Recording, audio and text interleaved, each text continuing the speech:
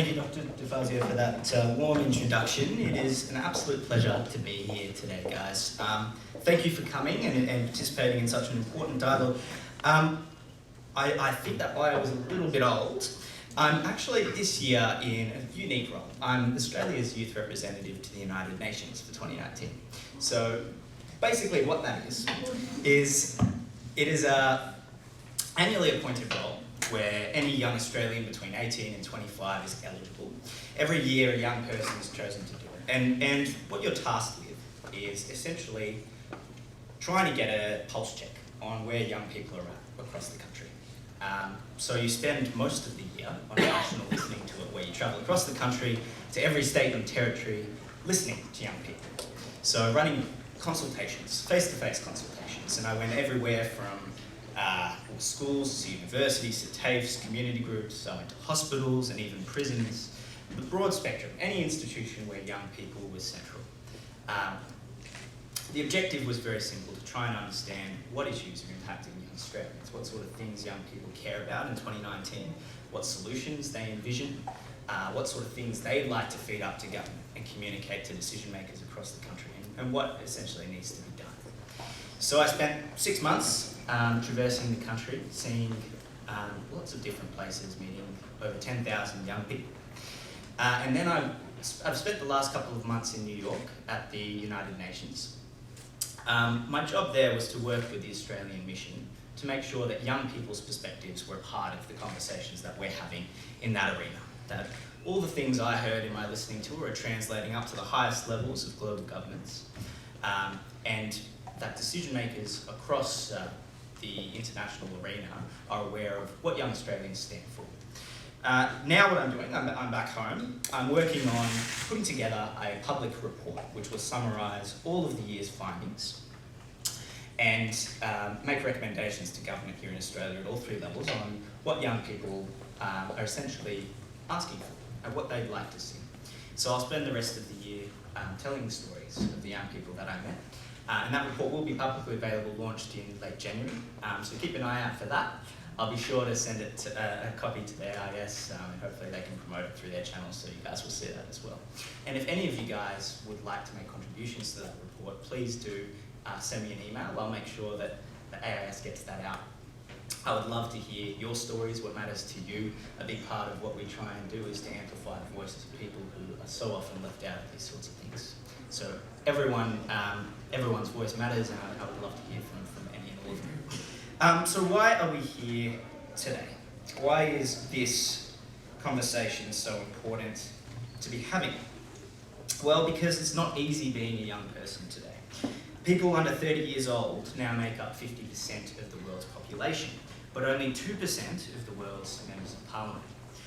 Over 30% of the world's single and lower houses of parliament have no MPs whatsoever under the age of 30, and that number is 76% in other houses.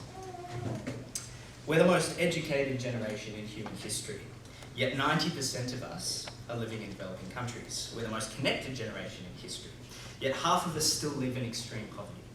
Around the world and in Australia, trust in government is at a historical low. And this is particularly true of young people. This distrust and frustration often is confused with apathy. Society often is quick to label young people as complacent, as disinterested, and that's not true. The far harder question is to ask why they're frustrated and why they don't feel heard. It's a question we don't often ask. And so I'll be asking those sorts of questions tonight. There may be some spicy questions, but I think they're important conversations to have, and the title of the event may be Shut Up and Listen to Us, but I would love to hear from everyone in the rooms today, because I think these sorts of dialogue between the generations are so essential in bridging the gap or any divide that may exist. But it's not all grim. Young people, as I said, are more connected and more educated than ever, and more willing to engage in the important discussions that are shaping our lives and our communities. I've seen this on my journey. Overwhelmingly, young people expressed a desire to solve problems and to participate in important discussions. On that note, I want to handball to our fantastic panellists. And I want to thank as well, of course, the Australian Intercultural Society for hosting this wonderful event today and in breaking tradition and actually having a panel that is made up of entirely young people and moderated by another young person. It is rarer than what you would think, so I do appreciate that very much. Excellent. So, I'm going to start with a question to any of you guys. So any of you guys can respond to this. Do you feel represented in politics in Australia? Who wants to take the first bite? Yeah, that's a no from me. I rarely actually see people that have, I guess, the same color as I do in politics, and just not just in politics, but in places of higher positions, and business organizations and things like that. It's quite a widespread phenomenon that I guess I'm just not that happy about. Yeah. Ashfaq, do you have any thoughts on this one? Well, to be honest, for me, I actually feel unrepresented because coming back, although I was born and raised, so my background's from Sri Lanka, but I was born and raised in the Middle East. So I was born and raised in Kuwait. So if anyone here doesn't know where Kuwait is, it's just close to Dubai. So coming from Kuwait, where you don't have much opportunities, being a student, and coming back here, and where I'm here today, it really gives me real happiness to see what opportunities I've got and what where I am here today. So to be honest, from my side, I kind of feel like I've been represented. So yeah. Yeah, I'm from Brazil, so it says a lot because I don't believe politicians. And I don't expect anything from them. But I believe that Australia is a very much cultural place. And I believe that they give students, especially international students, a lot of attention and opportunities. But I still believe that there could be more for us. Yeah. Yep, and we will actually get to that. That's something I'm particularly interested to discuss. So I met a lot of international students over listening to it this year, and what is quite clear is a lot of them do feel like they're getting they do feel like they are left out, but they are neglected a lot of the time, so we'll come to that. Dilara? Before delving into my answer, I would first like to acknowledge the Aboriginal people of the Kulin Nations and acknowledge their elders, past, present and emerging. In terms of answering your question, I know I shouldn't speak for everyone, but as a member of the youth, I definitely 100% can say that I do not feel represented within this system that is a parliamentary democracy, so-called, at least in rhetoric. But I think that most people generally feel very disillusioned with this system and with the current socio-economic climate that we're living in. I mean, if we analyse not just the polls and surveys that are done in Australia, but internationally, particularly in America, and America, as we know, is kind of hailed as a country that upholds democracy and is like a success place for capitalism. If we analyse those surveys and those polls by ordinary working class people, there's actually very little interconnection between the demands and wants of ordinary working class people and the actual policy decisions that are made. And also again, going back to the surveys and the polls conducted, there's a very small approval rating in terms of percentages of Parliament in Australia and of Congress in America, which I think is very telling. I mean, even the voter turnout, not just in Australia, again, I repeat, this is a global phenomenon. It's decreasing year by year. Everyone is feeling disillusioned by democracy, and people are looking forward to creating their own social and economic systems. They see the sham of what democracy is, and they see through the, unfortunately, the lies of politicians and the gap between their rhetoric and their actual actions. So the short answer is no. Yep. It's a good answer. So you're not alone in feeling that way. Yeah. what was overwhelmingly clear from my listening to it was that there are many young people who do feel disillusioned and do feel like their voices aren't being heard and translating up into government. What do you think is going wrong? And, well, it's a double question. What do you think is going wrong and what can be done? So I'll first tackle the first part of your question, which is what do you think is going wrong? I think the answer to that is very clear. I don't think the politicians or the people in Parliament are representing their constituents or the people that they're meant to serve. They're primarily, I think, meant to serve the interests of the rich and powerful, and I think this is made clear and it's brought to the fore by the income and wealth inequality levels internationally. I mean, a recent Oxfam study came out in about 2015 or 16, saying that about 12 of the richest individuals in the world own as much wealth as half the world's population, and more recently, in about 2018 or 19, that study was done again, another Oxfam study, and it was that 6 people, the 6 richest individuals in the world, own as much wealth as 50% of the population. So I think it's an accumulation over the years, over the last 10, 20, 30, 40, 50, 60, 70 years of bad policy that disadvantages the working class, the deterioration of the social welfare system, and pretty much just like, again, as I said, no representation, no proper representation of the wants and desires of the working class being translated into policy action in Parliament. And the second part of your question, which is what can we do, was it? I think there's I would actually say it should be a twofold method in which we can address this. I would say the first is thinking about the short term and then thinking about the long term. I think in the short term, if the working class do want to get their desires and their demands implemented in Congress or in Parliament, I think more dialogue needs to occur between constituents of those politicians and actual politicians. I mean, I know we see this a lot in the news. It's promoted that, politicians are going around all over the country talking to their constituents, but I feel like those kind of dialogues, they're very superficial. I want those dialogues between voters and politicians to be more meaningful and to be more impactful, and one particularly that is very inclusive of young people, because I feel like we're left out of the picture, and one that causes the empowerment of young people.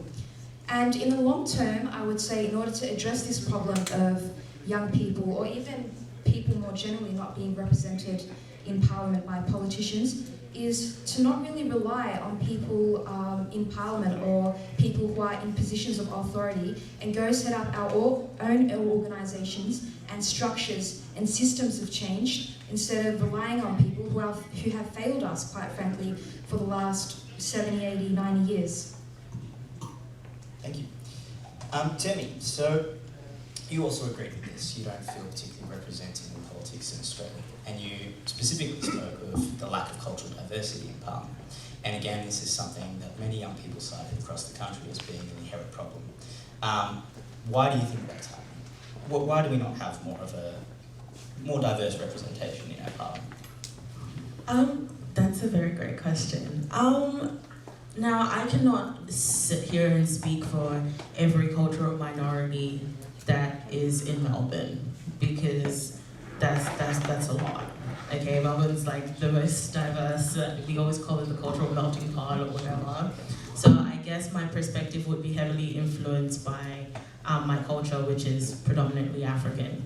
So I do think that that lack of representation comes from right from just the base knowledge of people sometimes believing that they cannot attain those positions because they don't see other people that look like them in those positions. So it really all just comes down to the fact that there's not that many of us that I guess are setting our aspirations high. And it's so weird to kind of take it on from this perspective of like, oh, Africans, let's aim higher, but that really is what it is, because if we did aim higher, we would be able to do better. But I guess because we don't see that many of us around, and we don't see that many of us in places that are in higher positions, unfortunately, we do settle for what we believe is the best that we can achieve. And that structure and that mentality needs to change. And unfortunately, that's something that, especially for people in some cultural backgrounds, is actually ingrained in them from when they're young. So, talking about bridging gaps between, the youth and the older generation, I really do want to encourage parents, if you're here, don't limit your children by your social structures or by what you've experienced. Like, encourage them to aim higher. Thelma came up here and spoke about, did this beautiful spoken word about, how sometimes us parents can actually sit there and limit our children on what they can achieve because we feel that we, like as parents, you guys feel like you know best. But the world is changing and youth are just becoming even more powerful than ever, and we really do need to be heard and be listened to.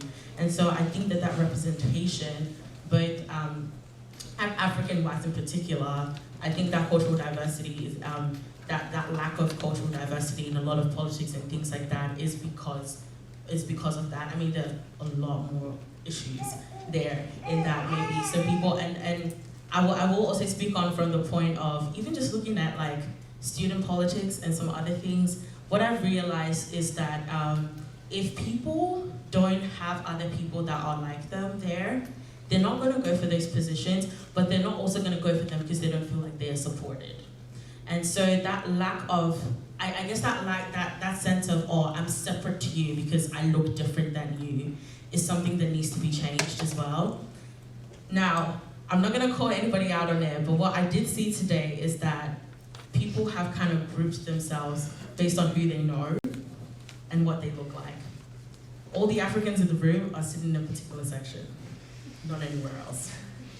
And it's not to call you out on it, no, don't get me wrong. You know why? Because if I was the one there, I'm gonna go sit beside a black person too. It just is what it is, right? Because we always wanna go sit beside people that we know and we understand. Because automatically, because I look like you, I automatically think that I'm gonna get your support. And so then if you don't see other people in those roles, you don't think that you're gonna get your support from them, and so you don't bother trying. But I do think that perspective definitely needs to change. There's a whole more things that I could talk about, but I highlight these two. Yep, cool. Actually, a follow-on question from that. Now, because we're on this topic, I know something you're particularly passionate about is creating spaces for young people to explore their culture and their identity. Well, I'll ask you, why do you think that's important? And based on what you've just said as well, is it a decent idea perhaps creating spaces where different cultures can come together and learn about each other's? Oh, definitely. So I will address the first part of your question. The importance, I always stress on the importance of creating safe spaces for people to explore culture. And I guess the best way for me to explain the importance of it is to tell my story. So I moved here when I was 12, 13, it's been a while now. I'm only 21, what am I saying? It's not been a while, right?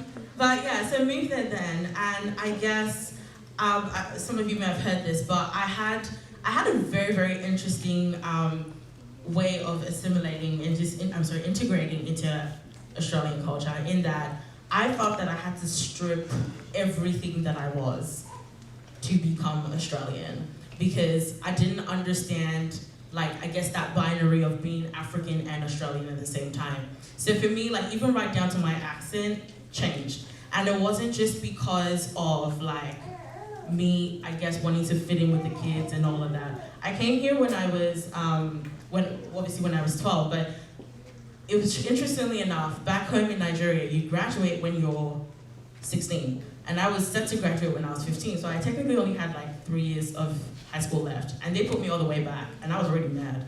I was like, what do you mean? I gotta do high school all over again? So for me, that was already difficult. And then having to go into this new place with new people. I'd never seen I'd only seen 2 Caucasian people in my life before I came to Australia. Everything was different. Right down to culture, right down to way people dressed, everything was just so shockingly different for me. And so I just felt that I had to just like kind of let go of like my African background and just be as Australian as possible to be able to fit in with the other kids. And so what that unfortunately meant for me was that there was a really big disconnect in my connection with my African culture. And so even though I sat up there and I identified as African, I didn't sound African. I did not watch any African movies, stopped eating African food, didn't even listen to any African music. Like, I was like, the term of whitewashed really stems in my head, even though I kind of use that weird. But like, I just really stripped myself of that. And so when my reconnection with my culture actually came when I came to Victorian University, because for the first time I was like, okay, I kind of want to do something a little bit more extra, it'll look good on the resume, yada yada yada. And then I went into becoming the president of the African Society. And quite frankly, I was like, look, they've just chosen the wrong person, because I know nothing about African culture since like when I was 12. And so from there on out, the importance of creating that safe space for me was because VU created that safe space where I could very safely explore my culture with other people. That reconnection has sparked such a change in me that when people from high school see me now, they don't understand what happened to me. In that, like, I was like that really shy kid that I was just like, I just want to be like everybody else. So most of the time I was always observing and watching people as opposed to actually expressing myself. And now, because I've sat there and I've just embraced who I am because of that connection to my culture, it's not just me sitting there and observing, but it's me expressing myself for other people to sit and observe. And so I think that is just such a big and important thing, that we need to be able to sit there and express culture regardless of who is watching. You know, and so by doing that as well, just touching on the point of for international students, we're actually creating that safe space or that little bit of home for people who are outside of where they usually used to. So I will pick on the example of Tul. So Tul is our media officer at the moment, but she's stepping in to become the vice president of the African Society next year. And she's actually really told her story and how she felt quite lonely when she first came here, because as a Mauritian, she'd only known Mauritians, and then she came to Australia by herself and has had to integrate into this community. But then because we had an African Society on campus where she could beautifully share her culture with other people, it's made things a lot like easier for her to just settle into community. And so that's super, super important, and that's why we need to do those things. Going on to your second question of community and exploring other cultures, I'm definitely an advocate for that. Like I said, don't stick into your little bubble of like, I'm African, so I'm only gonna hang out with African people. No, let's be able to, you know, share our awareness. That's how we learn and that's how we grow. If we stick to what we only know, then you stay at the level that you've always been. Let's aim higher and let's learn more from other people. Because like a lot of people that come to the African events that we host at VU are not Africans. They're actually like from other nationalities who are so curious. They're like, we just want to know that beat. Like, y'all are always dancing. We want to know what this is about. Like, your food is tasty. We want to know what this is about. Like, that's that curiosity, honestly, is so attractive. And so I really urge everyone to not just stay in your zone, but step out and really explore culture. Woo!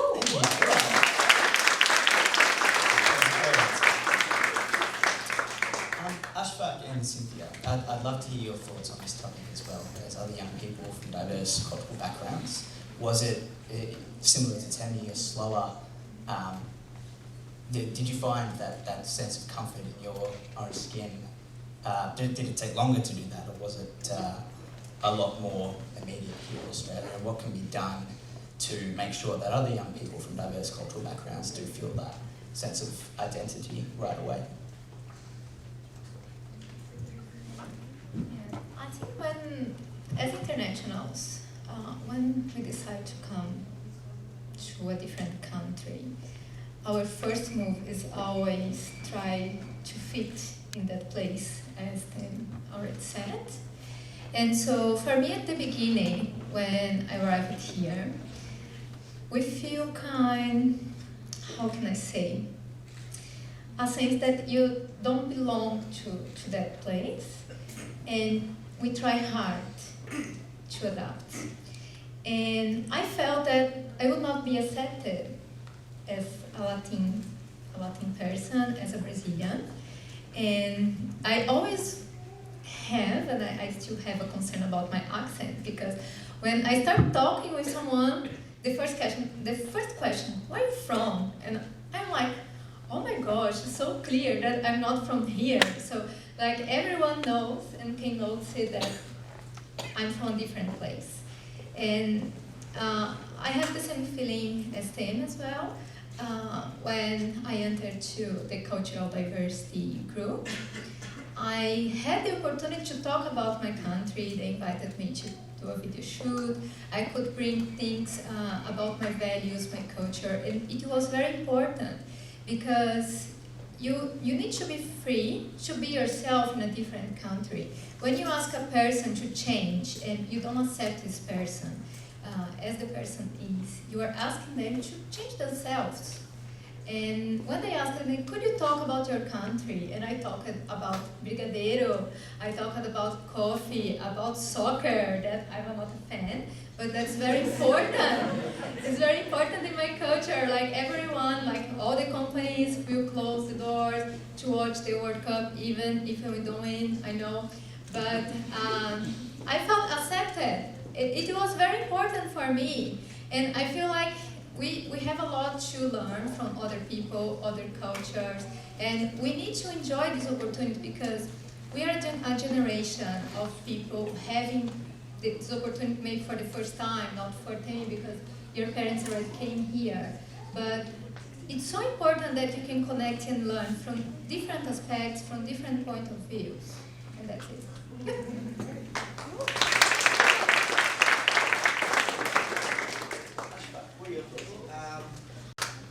Well, for me as an international student, once again, coming all the way from Kuwait, moving to Australia was one of the toughest times I had. Of course, as international students here, I'm pretty sure most of them, we pretty much have some international students here as well. Coming to Australia, the first thing that you experience is culture shock, right? You're coming from a different culture, you meet new people, you don't know who to get along with. So I started my journey in Australia by doing an English course at Victorian University. And what my expectation was is that I'll meet Australians, I'll get new Australian friends.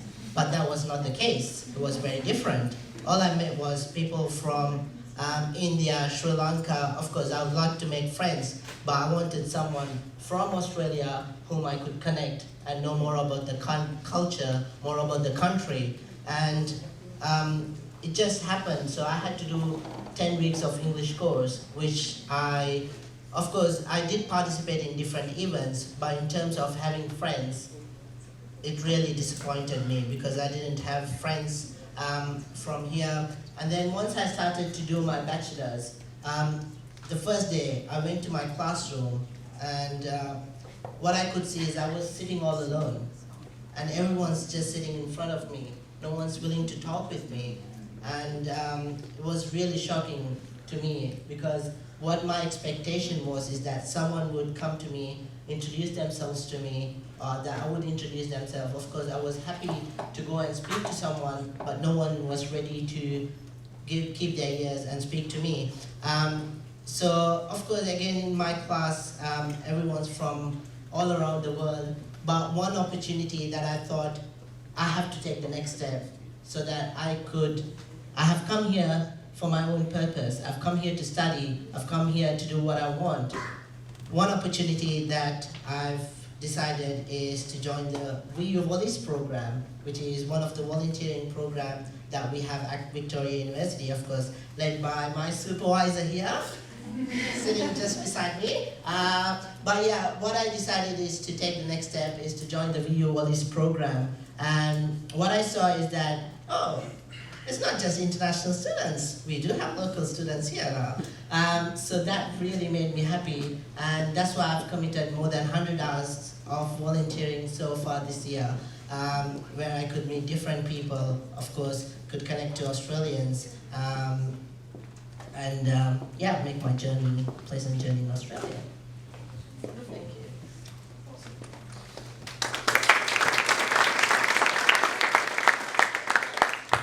So again, what you just articulated is a familiar story. It's something I heard a lot. There are a lot of challenges that international students face. One of them, or one of the strongest, is that social isolation. And it's one that's trickier to deal with. And I think it perhaps could explain why we're seeing higher rates of mental illness among international students. There was a study that was released about statistics that said Australian-born students were 57 times more likely than international students. Australian-born students were more likely than international students to see someone about their mental health. So Australian-born students would see a psychologist 57% of the time, and international students 22% of the time.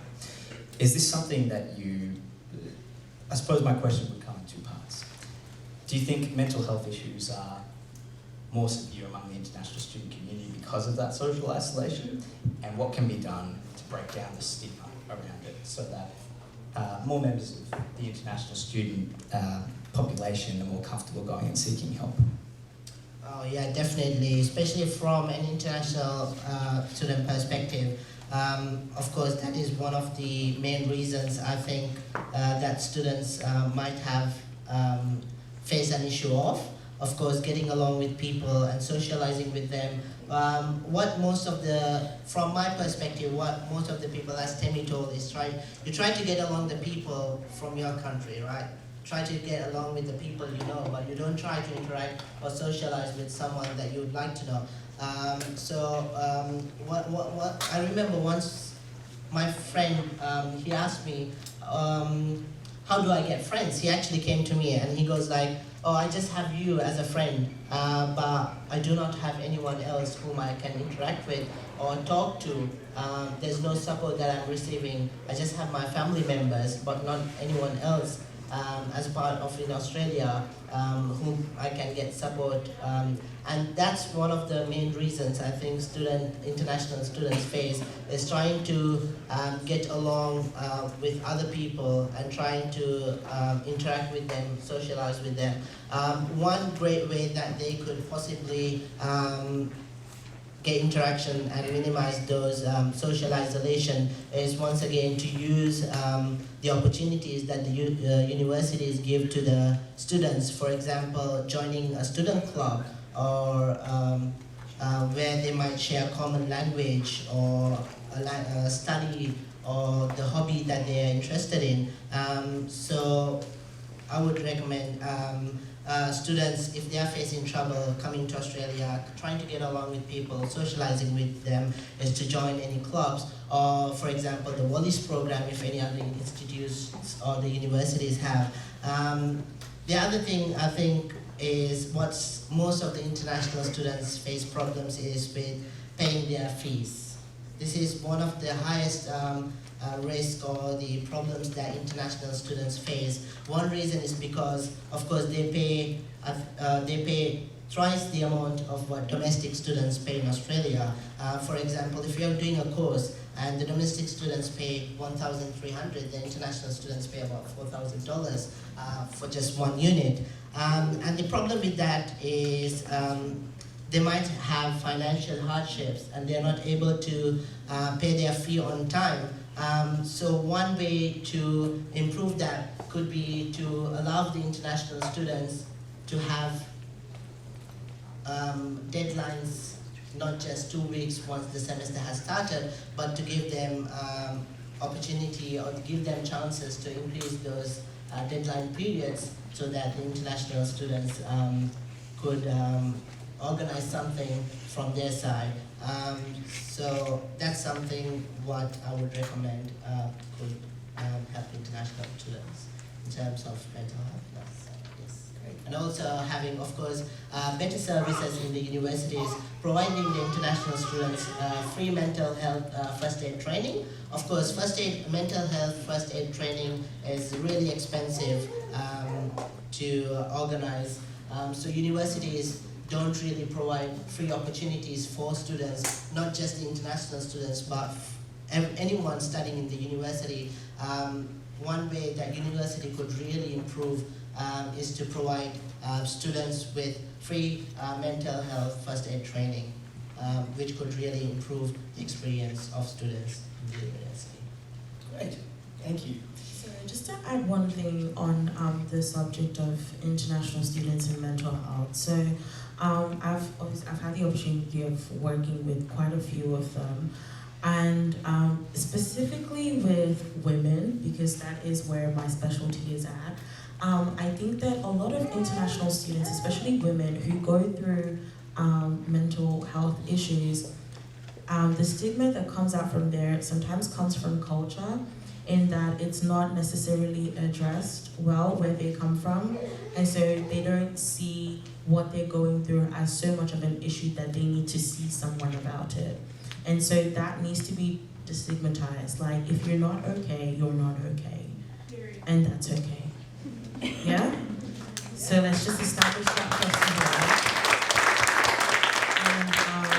all. And another thing is that and international students in particular might feel that if you go and see a counselor or you see someone about an issue, it's going to affect your visa. It's not. Also, let's get that straight. Thank you. Some really important messages there. And mental health and wellbeing was the most raised issue in the consultation that happened in 2018. I expect I'm still working through the numbers, but it will probably be in the top 3 this year alongside climate change and education. So it is an incredibly important issue, and I think we're facing, in many ways, a mental health epidemic in Australia. It's now, suicide is now the greatest killer of young Australians, and 1 in 4 young people identify as having a mental health issue. So destigmatising is a really big part of that. Okay, so I want to shift to another topic. A really interesting, as I mentioned, finding that came out of listening to her was that young people don't feel like our education system is actually preparing them for the future. And I know, Cynthia, this is something you're particularly passionate about. So the first thing I'd ask you is, do you agree with that? And if so, what is going wrong? Yeah, I think that our generation, the millennials, we are facing the biggest challenges in the world at the moment. Starting with the environmental issues, social issues that we need to address. And also we are living now the new industrial revolution. And I feel that the institutions are not preparing the students to face that. I read this week a survey from Deloitte that called the millennials as the generation disrupted, because we need to deal with change and with transformation since we were born. And because of that, we don't really know where we belong and how we need to learn.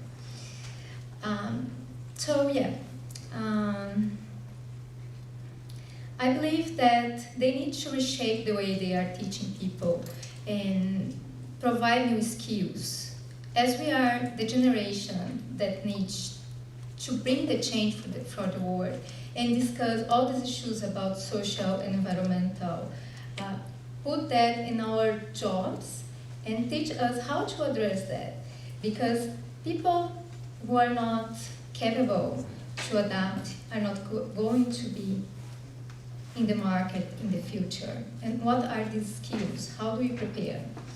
So a way to do that is trying to participate in all these programs that the university is providing, but not all the students are aware about that. So we need to try to put the students more and engage them in the discussions about social and environmental change, and provide them with critical thinking, problem solving, and make them aware that if they don't change the mindset that they need to adapt, they are not going to fit in the new market. It's a really interesting topic, and it's one that I don't think we've quite figured out how to deal with yet. we have got the highest youth unemployment rate in Australia in 40 years now. And it takes your average tertiary graduate 4.2 years to find full-time work in their field of study. That's something we haven't seen ever happen before. So we are going through this period of immense change and transition. So I think it's certainly something that we need to be thinking about, and how we design an education system that does prepare people for the reality of the jobs market today. All right, so we are running out of time. I might ask one more question before we open it up to the floor. So Dilara, I'd love to know you spoke of your frustration with the current political system, and how people aren't properly represented and don't have a voice or access to the system. What's one recommendation you'd make to government to change that? Hello? Yes, okay. One recommendation to government to change that. Well, that's a good question. As I said in my previous remarks, I talked about the importance of dialogue between people, so young voters and general voters as well, and politicians. But also, in terms of the youth, since the topic for this panel is the youth, one recommendation that I think might potentially be revolutionary is creating perhaps online discussion forums whereby we enlist the support of politicians to come onto those websites and actually hear out the concerns of young people, and whereby young people type in their concerns, and that concern goes directly into the inbox or the email of those politicians. That would be one big thing I would recommend, since we're living in this technological age where most young people are users of social media and are connected on the internet. Another thing that I would recommend, one that's very, very important in my eyes, is talking to young people about politics much more. Unfortunately, there's this pervading negative stereotype surrounding young people that just because we're young, that unfortunately we're unknowledgeable when it comes to politics, and therefore that we should not be consulted when it comes to decision making and when it comes to making critical decisions that relate to young people and relate to the wider general population. I think we need to foster more dialogue with the youth so that they're more aware of issues pertaining to them. And more communication needs to be enhanced between people that are in a position of power and people that unfortunately don't really have their voices heard. Yeah, that's a good answer. And again, that's something I definitely heard when we were talking about educational reform. The key things that young people told me were, we want to learn about financial literacy, we want to learn how to manage money, how to buy a house and a car, what taxes are, how to adult essentially. We want to learn 21st century skills and the things that you've outlined: creativity, critical thinking, problem solving, teamwork, these things that are translatable across jobs, because your average 15-year-old now, a report was released last year that said your average 15-year-old will have 5 different careers in their lifetime and will change their jobs 18 times. So we need to be equipping young people with skills that will help them manage those transitions. But the last thing was civics. How does our political system work? Not only how does it work, but how can I make my voice heard? How can I, if there's something I care about, how can I contact my local member? And how can I ensure that they listen? Not just how bills are passed through Parliament or how many seats are in the House or the Senate, but how are decisions made? What do people stand for? What do the major political parties do, and what do they mean? These sorts of things. And that's vital. So you're absolutely right there.